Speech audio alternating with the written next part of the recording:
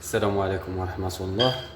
اليوم حضرنا لكم هذه الخلطة المتكاملة إن شاء الله ديال الطيور اللي هي كتصلح للطيور كافة، يعني كالزبرة، الفيشار، الروزي، كاكاريكي،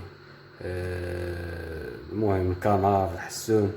دي خلطة متكاملة درنا فيها المعدنوس والمزيودات الحار، وعندنا خيزو، عندنا البيض مسلوق مكور اللي هو الملفوف، وعندنا هنايا خلاص الخس، زيادة على سميتو الكريت والقشور ديال البيض وشي شويه ديال الحبوب. خلاص راكو عارف الميلونج والزوان وداكشي.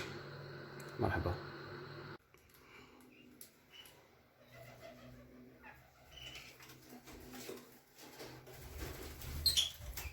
مثل كتلاحظوا هاد ذكر الله البويض بغات هنا تبات في الارض، جات من هاد الخشيبه هادي وقررت انها دير البيضات ديالها. ما خصها تضحك لنا. الحمد لله. شكرا لله. شوف تحتاج شي بيضات ولا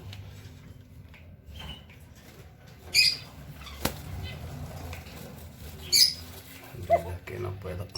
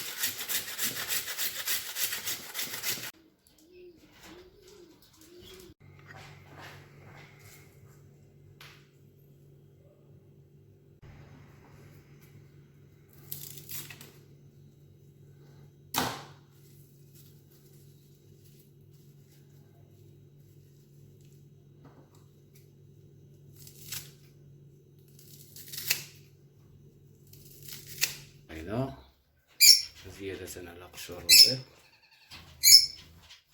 هادي، نزيدو شوية ديال